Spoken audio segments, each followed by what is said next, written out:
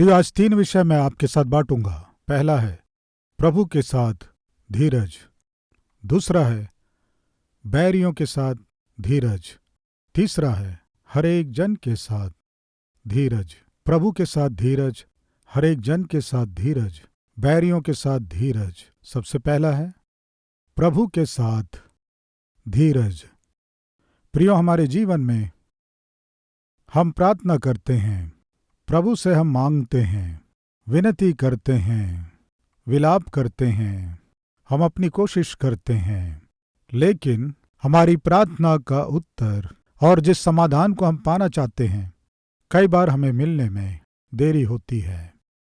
और जब देरी होती है तो हम में एक तरह की निराशा, व्याकुलता स्थान बना लेती है।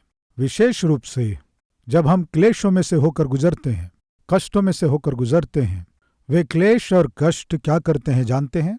हमें धीरज रखना सिखाते हैं। उदाहरण है याकूब की पत्री 5वें अध्याय में ये वचन लिखा है, आइए हम देखेंगे। याकूब की पत्री 5वां अध्याय 10 और 11वां वचन।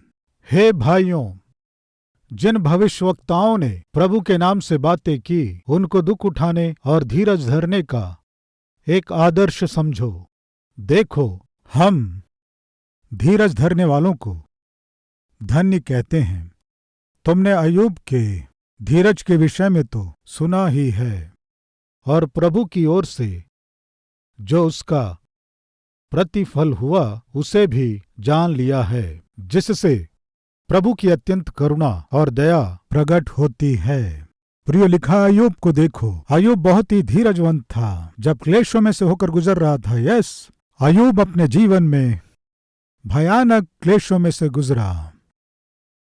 अचानक एक ही दिन में उसकी जो आर्थिक स्थिति थी डामाडोल हो गई।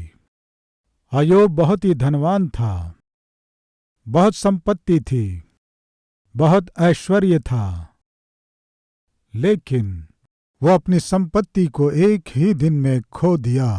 वो कभी कल्पना नहीं किया उसके जीवन में ऐसी परिस्थिति आ जाएगी। एक ही दिन में सारी संपत्ति खो दिया। आज हमारे बीच कोई है क्या जो संपत्ति को खो दिए हैं, जो अपनी पदवी को खो दिए हैं, जो ऐश्वर्य को खो दिए, अचानक नौकरी को खो दिए, अचानक संपत्ति को खो दिए। उतना ही नहीं, उसके बाद सबको खो दिया। उसके बेटे मर गए, बेटियां भी मर गई, 10 बच्चे थे, एक ही दिन में सभी मर गए। संपत्ति को खो दिया, सारे लोगों को खो दिया। उतना ही नहीं, अपने स्वास्थ्य को भी खो दिया। आज हमारे बीच कोई है क्या? मैं अपने बेटे को खो दिया, बेटी को खो दिया, पत्नी को खो दिया, पति को खो दी, माँ को खो दिया, पिता को खो दिया। जिनसे आप बहुत प्रेम किए, जब आप उन्हें खो देते हैं, वो आपको व्याकुल कर देता है, वो आपके मन को तोड़ देता है। संपत्ति खोने से संपत्ति गई तो गई, मेरे पास मेरे पुत्र हैं, ये सोचकर हिम्मत से जी सकते हैं, लेकिन उन बेटों को या बेटियों को ही खो देने से। तीसरा, स्वास्थ्य को भी खो दिया।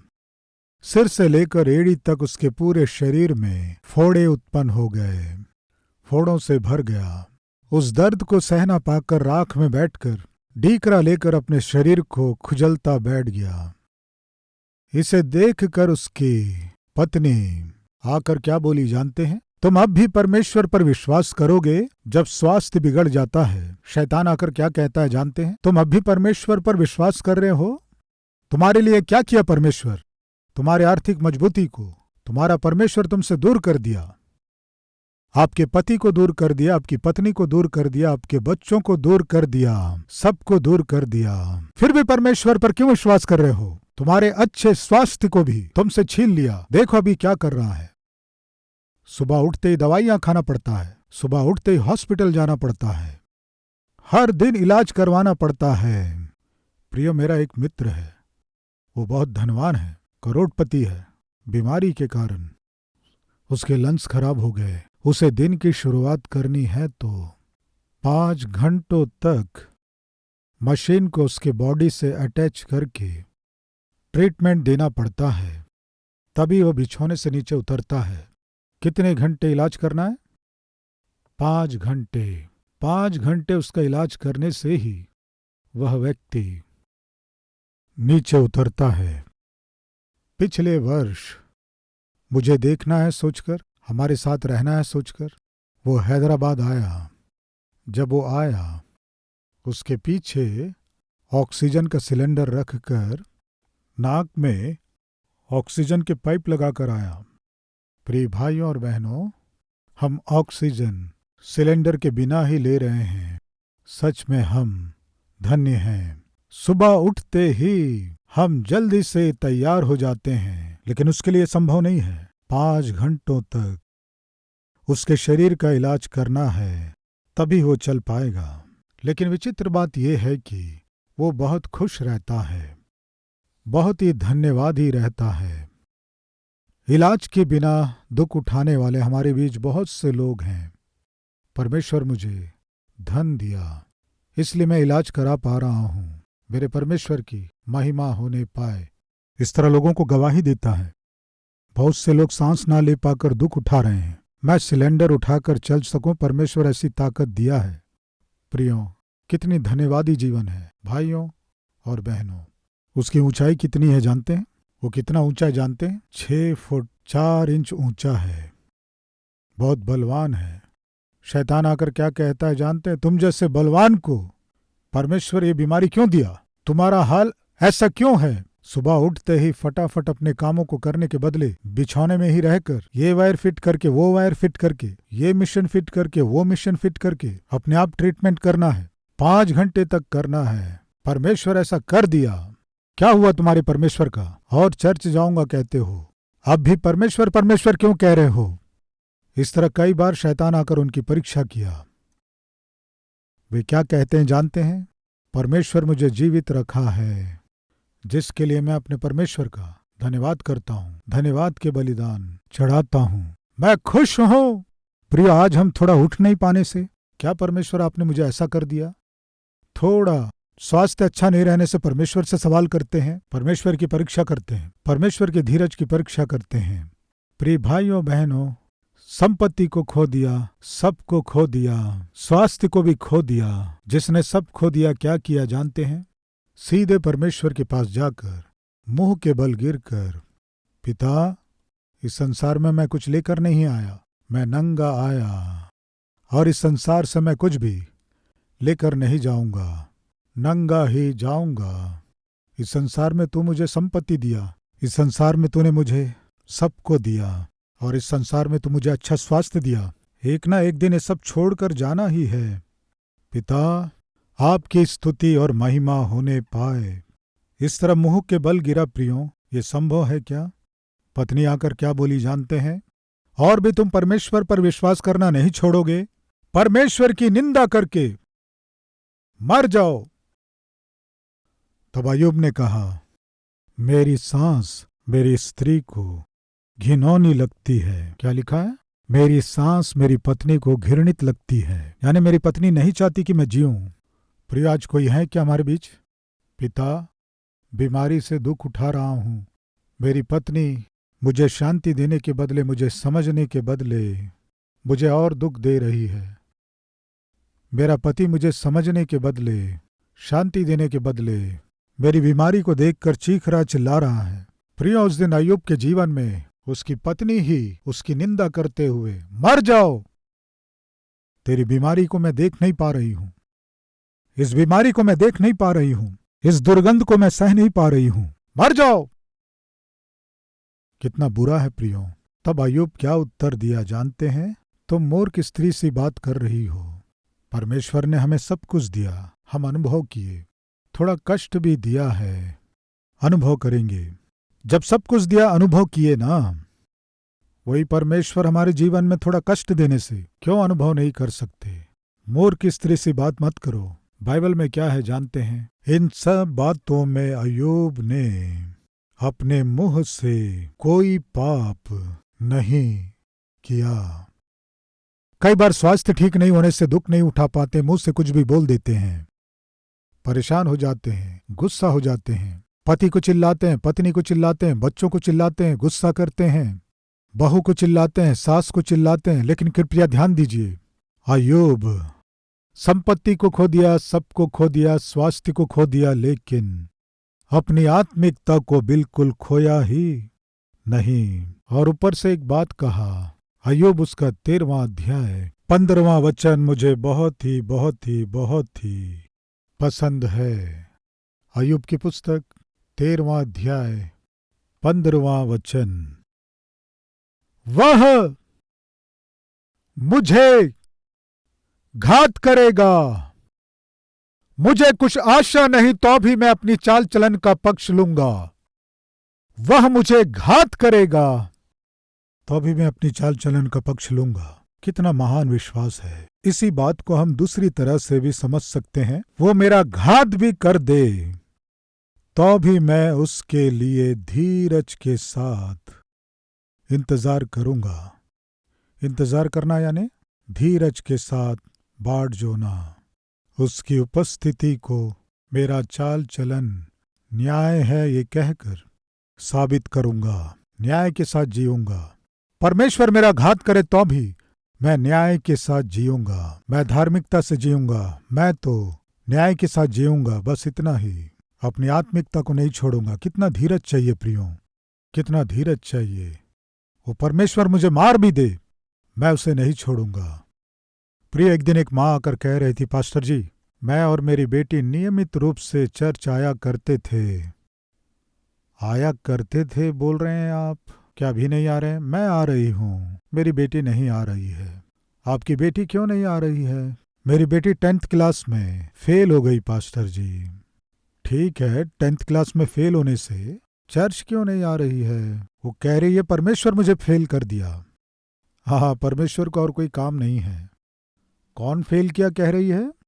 परमेश्वर ने ही फेल कर दिया हमारी बेटी को, इसलिए परमेश्वर से रूठ गई।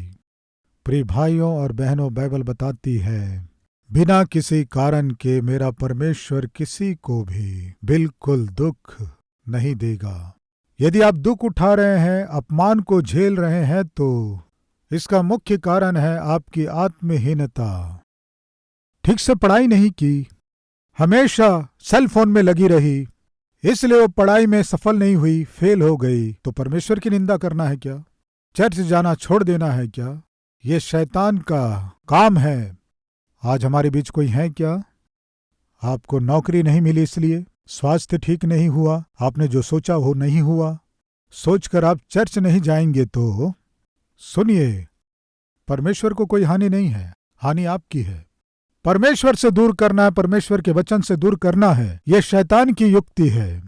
उसकी युक्ति में पड़कर आप परमेश्वर से दूर होंगे तो आप बहुत अधिक नुकसान उठाएंगे, इस बात को ना भूलें।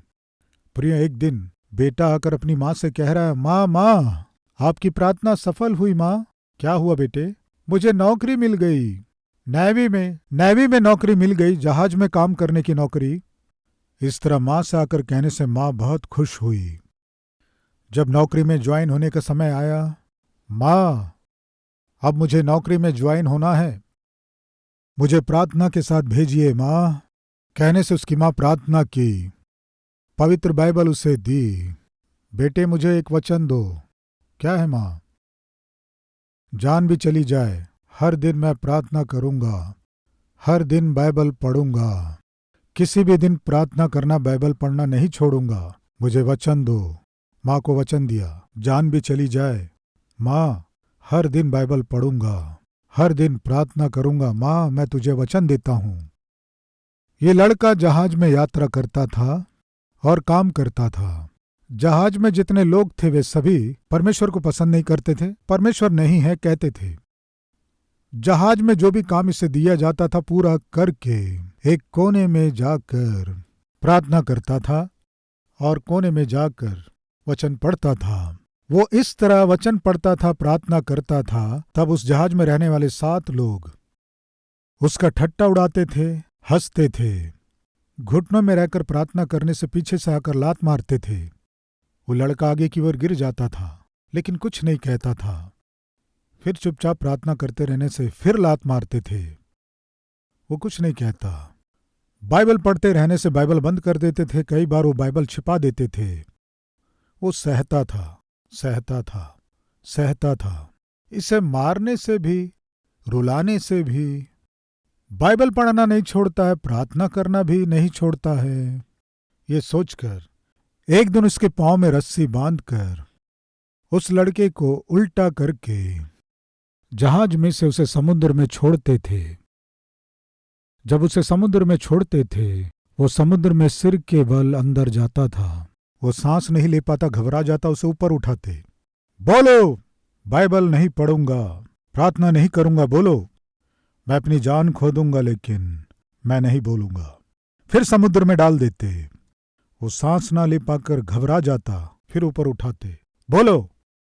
उसे बहुत सताने पर भी उस लड़के ने कहा, मैं बाइबल पढ़ना बिल्कुल छोड़ूंगा नहीं और ना ही प्रार्थना करना छोड़ूंगा। उसके बाद उसे डुबाते निकालते बहुत देर तक ऐसा ही किए, लेकिन जब वो नहीं माना तो ऊपर निकालकर पटक दिए। उस लड़के को समझ में आ गया, अब मैं मरने वाला हूं। मौत के बीच जब वो तड़प रहा था, उन सातों से एक बात कहा, सुनो, मेरे मरने के बाद मुझे एक बॉक्स में, एक संदूक में रखेंगे ना? इस तरह उस बॉक्स में रखने के बाद मेरी लाश को मेरी माँ के पास भेजेंगे ना?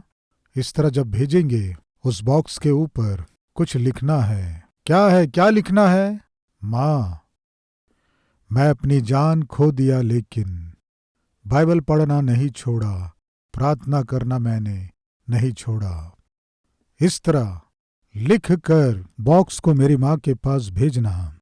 मैं अपनी माँ को वचन दिया, मैं अपनी जान दे दूंगा, लेकिन परमेश्वर को नहीं छोड़ूंगा।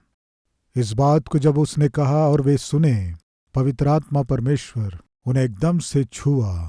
वे सातों के सातों वहीं घुटने टेक कर पश्चाताप करके उस लड़के ने जिस पर विश्वास किया, उस परमेश्वर पर विश्वास किए। पूरे यूरोप में वो लड़का और सातों मिलकर एक अद्भुत सेवा को, कलीसिया को, सेवकाई को वे स्थापित किए। प्रिय भाई और बहनों, वो लड़का क्या कह रहा था जानते? मेरी माँ को वचन दिया हूं, जान भी चली जाए, बाइबल पढ़ना नहीं छोड़ूंगा, प्रार्थना करना नहीं छोड़ूंगा। आज हमारे बीच कोई है क्या परमेश्वर को वचन देने वाले? पिता, मैं तुझे वचन दे रहा हूं, जान भी चली जाए, मैं तुझे नहीं छोड़ूंगा, तेरे वचन को नहीं छोड़ूंगा, प्रार्थना के जीवन को नहीं छोड़ूंगा, संगति को नहीं छोड़ूंगा। वचन देने वाले हमारे बीच कोई है क्या? जान भी चली जाए। अय्यूब कह रहा है, मेरी जान भी चली जाए, मैं अपने परमेश्वर को नहीं छोड़ूंगा, धार्मिकता को, खराई को नहीं छोड़ूंगा, नहीं छोड़ूंगा। 27वां अध्याय 5वां वचन, दूसरा लाइन, जब तक मेरा प्राण ना छूटे तब तक मैं अपनी खराई से ना हटूंगा। 6वां वचन, मैं अपना धर्म पकड़े हुए हूं और उसको हाथ से जाने ना दूंगा। जान भी चली जाए, खराई को छोड़ूंगा नहीं, धार्मिकता को छोड़ूंगा नहीं। खराई को नहीं छोड़ूंगा कह रहे हो, धार्मिकता को नहीं छोड़ूंगा कह रहे हो। तुम्हारे परमेश्वर ने क्या किया? तुम्हारी संपत्ति को दूर कर दिया, तुम्हारे लोगों को दूर कर दिया, तुम्हारे स्वास्थ्य को दूर कर दिया। तुम क्या हासिल किए? जब शैतान इस तरह प्रश्न कर रहा था, मेरा परमेश्वर मेरा प्राण भी ले ले, तब भी मैं अपने परमेश्वर को नहीं छोड़ूंगा। प्रियो, गलती से नौकरी चली गई तो हम में से कितने लोग परमेश्वर से सवाल करते हैं? भूल से, छोटी दुर्घटना हो जाने से, ये क्या है प्रभु, इस तरह शुरू नहीं करते हैं। गलती से कोई कष्ट आ गया तो चर्च जाना छोड़ देने वाले कितने लोग नहीं हैं? गलती से आपने जो सोचा नहीं होने से परमेश्वर को छोड़ने वाले हम में से कितने लोग नहीं हैं? अय्यूब कह रहा है, परमेश्वर मेरा प्राण भी ले ले, मैं अपने परमेश्वर के लिए इंतजार करूंगा, आशा करूंगा, बाट जोऊंगा, उतना ही मैं अपने परमेश्वर को नहीं छोड़ूंगा। कितना धीरज चाहिए प्रियो, क्यों उसके जीवन में इतना दुख आया नहीं पता, क्यों उसके जीवन में कष्ट आया नहीं पता, क्यों उसके जीवन में बीमारी आई नहीं पता, बच्चे क्यों मरे नहीं पता, आर्थिक रूप से कंगाल हो गया नहीं पता, कुछ समझ में नहीं आ रहा है। फिर भी धीरज के साथ, सहनशीलता के साथ परमेश्वर के उत्तर के लिए क्या कर रहा है? बाट जो रहा है, इंतजार कर रहा है। प्रतिफल क्या मिला? परमेश्वर छोड़ दिया? परमेश्वर अय्यूब को छोड़ दिया क्या? नहीं। फिर क्या किया? दुगने आशीष को परमेश्वर अय्यूब को दिया। आज हमारे बीच कोई है क्या? पिता, कष्टों में से गुजर रहा हूं, दुखों में से गुजर रहा हूं, आंसुओं की तराई में से गुजर रहा हूं, आर्थिक समस्याओं में से गुजर रहा हूं, बीमारी में से गुजर रहा हूं, परमेश्वर मुझे उत्तर देगा, इस उम्मीद से गुजर रहा हूं। तो सुनो, 19वें अध्याय में अय्यूब इस बात को कह रहा है। क्या है जानते हैं? मुझे तो निश्चय है कि मेरा छुड़ाने वाला जीवित है और वह अंत में पृथ्वी पर खड़ा होगा। मेरा परमेश्वर जीवित है, मेरा छुड़ाने वाला जीवित है। उतना ही नहीं, एक और स्थान में इस बात को कह रहा है। देखेंगे 23वां अध्याय 10वां वचन। परंतु वह जानता है कि मैं कैसी चाल चला हूं, और जब वह मुझे ता लेगा तब मैं सोने के समान निकलूंगा। मेरे पैर उसके मार्गों में स्थिर रहें और मैं उसी का मार्ग बिना मुड़े थामे रहा। उसकी आज्ञा का पालन करने से मैं ना हटा, और मैंने उसके वचन अपनी इच्छा से कहीं अधिक काम के जानकर सुरक्षित रखे। मेरी इच्छा से परमेश्वर के वचन को ही मैंने महत्व दिया। मैं कह सकता हूं, आज मैं आग में ताया जा रहा हूं, शीघ्र ही सोने के समान बाहर आने वाला हूं। मेरा परमेश्वर जीवित है। कितना महान धीरज है प्रिय भाइयों और बहनों। कई बार हमारे जीवन में परमेश्वर परीक्षा करता है, हमारे विश्वास की परीक्षा, हमारे धीरज की परीक्षा करता है। हम में धीरज कब आएगा? बाइबल बताती है, कष्टों के द्वारा ही हम धीरज को सीखते हैं। कष्टों के बिना धीरज को सीख पाना संभव नहीं है। परमेश्वर अगर इस समय आपके जीवन में कष्टों को अनुमति दिया है तो आपके जीवन में धीरज को आपको सिखा रहा है। इस सत्य को ना भूलें। परमेश्वर आपके जीवन में क्यों अनुमति दिया है? कष्टों को अनुमति दिया है, बीमारी को अनुमति दिया है, आर्थिक समस्या को अनुमति दिया है, जो आपको समझती नहीं पत्नी को अनुमति दिया, ऐसे पति को अनुमति दिया। इसका कारण आप जानते हैं? सब कुछ खोकर तड़प रहा था, स्वास्थ्य के बिना दुख उठा रहा था। अय्यूब के पास आकर पत्नी क्या कह रही थी? मर जाओ तुम जिंदा क्यों हो? इस तरह जब वो कह रही थी, अय्यूब कितना धीरजवंत होगा प्रियों कि उस बात को वो सह लिया।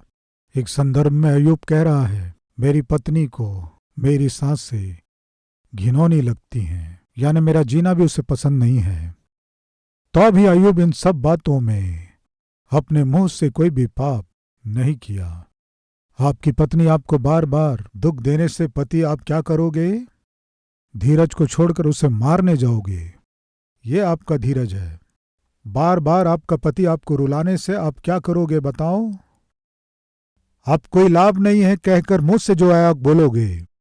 तुम्हारा हाथ टूट जाए, पांव टूट जाए, पता नहीं और क्या क्या, हम मुंह से जो आया बोलेंगे। इन सब बातों में अय्यूब अपने मुंह से भी पाप नहीं किया। धीरज यानी ये है। इसलिए बाइबल में क्या लिखा है जानते हैं? अय्यूब को तुम आदर्श के रूप में लो। जब आप कष्टों में से गुजरते हैं, प्रभु कष्टों के द्वारा जब आपकी परीक्षा करता है, आपको धीरज को प्रकट करना है।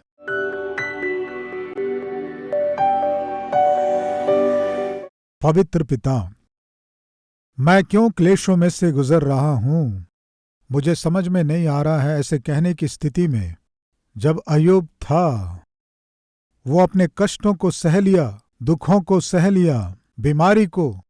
पिता, सहना ही नहीं, मेरा प्रभु मेरी जान भी ले ले, उस परमेश्वर को मैं नहीं छोड़ूंगा, ये कहकर तेरे उत्तर का इंतजार किया।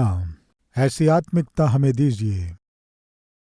पिता, हमारे जीवन में शत्रु होने पर भी हम अपने क्रोध को, आवेश को प्रकट ना करके दाऊद के समान, सुनो, तुम मुझ पर क्यों पथराव करना चाहते हो, मैंने क्या किया?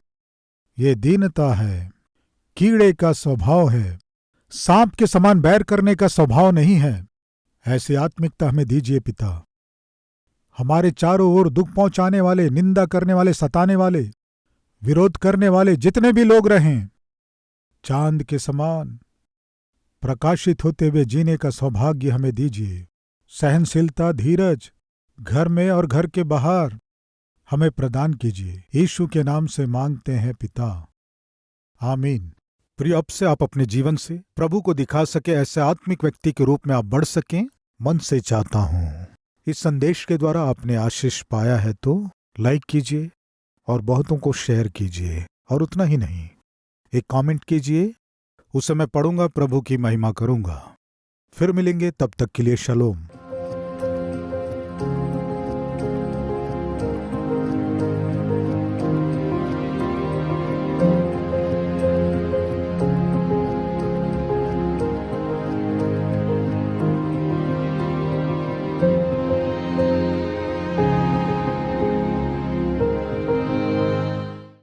हमारा पता Calvary, post box number 30, Kukatpally, Hyderabad 72।